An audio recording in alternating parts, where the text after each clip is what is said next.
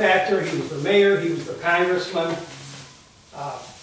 he was their friend, and they realized when the church bells went off. Now, without this being planned, pre-planned at all, some of the store owners in town started shooing their customers out of the building. They started locking their doors. The schools sent the kids home, closed down the schools. The glass factories and the coal mines closed for 3 days. Virtually every business in town was closed until after the funeral of Colonel Plumb 3 days later. So, they had a private ceremony for Plumb at the house. They had a big public memorial for him at the Plumb Opera House.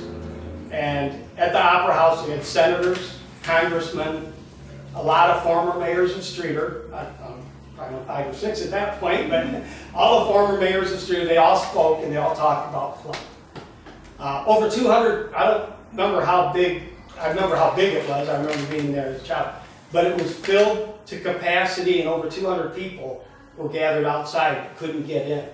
And they stood outside, even though they couldn't hear the speeches, they all stayed.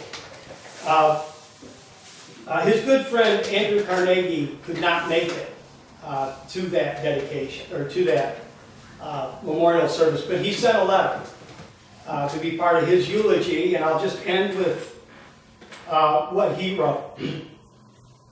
His legacy might have been best summed up in a letter from Andrew Carnegie.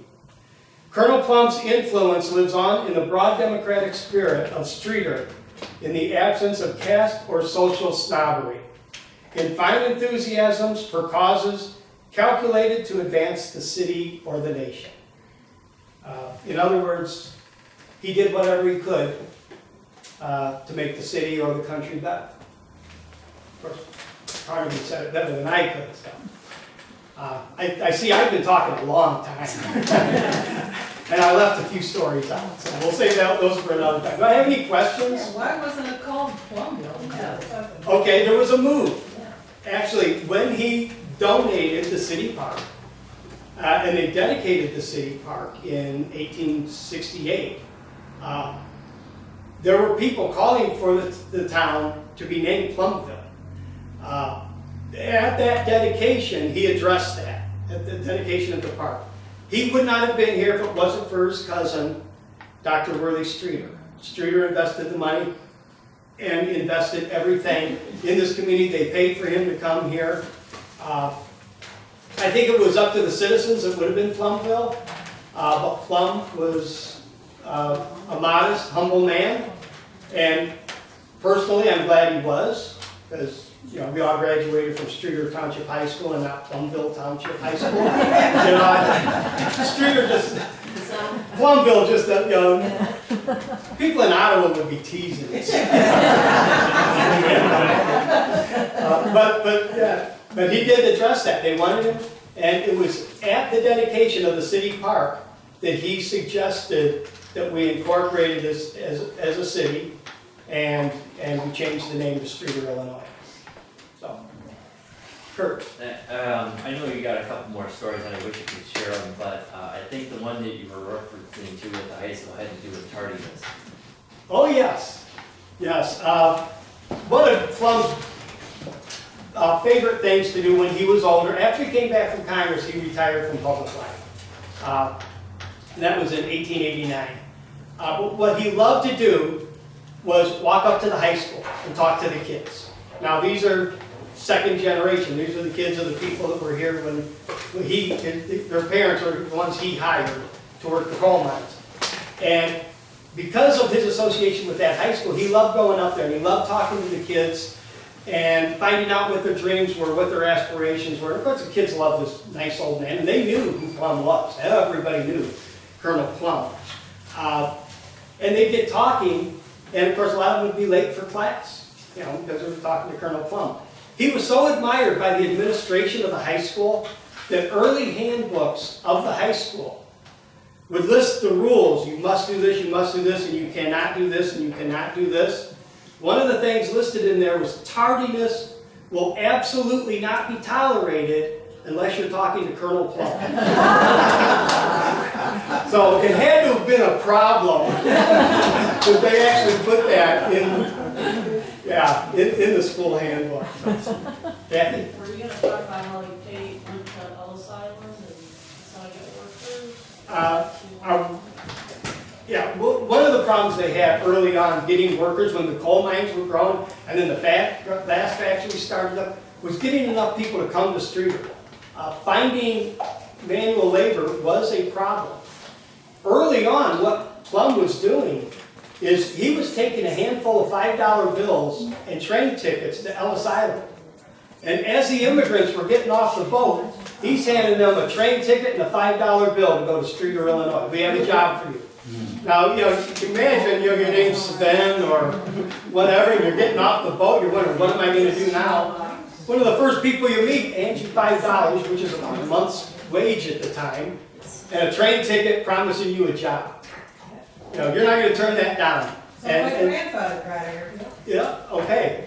And that brought a lot of people, and it brought everybody. It brought the Poles, it brought the Swedes, it brought the Germans, it brought the Italians, it brought the Slovaks and the Irish. And they all worked together. They all worked under the mine together. They all did the glass factory together. When they went home, it was a different story. They all had their own neighborhood. You didn't leave your neighborhood. But during the workday, they all got along well. What about time period was that, year-wise?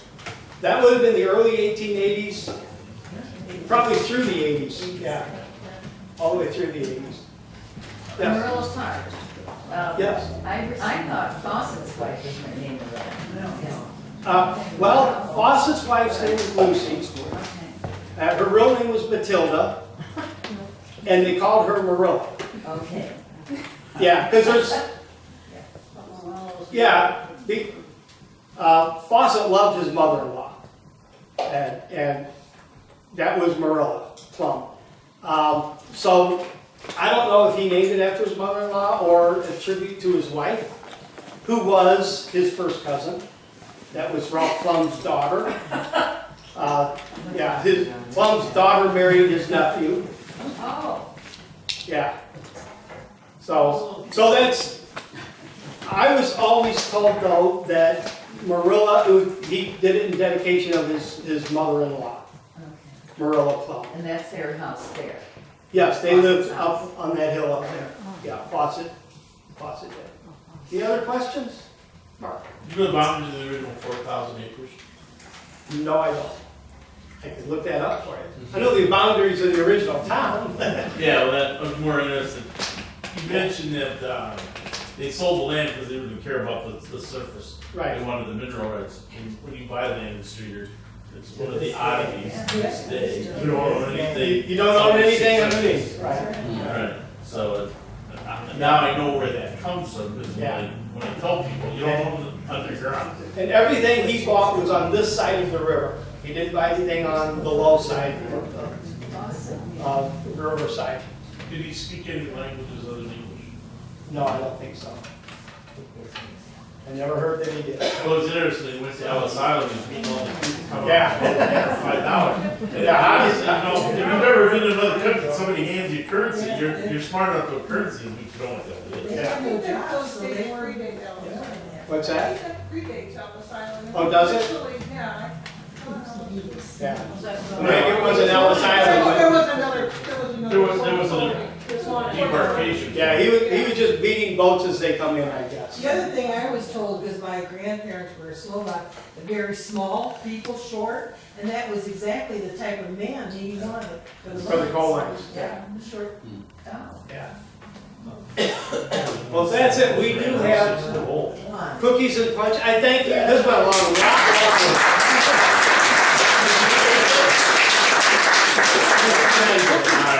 Yeah, Good job. thank you. Excellent job.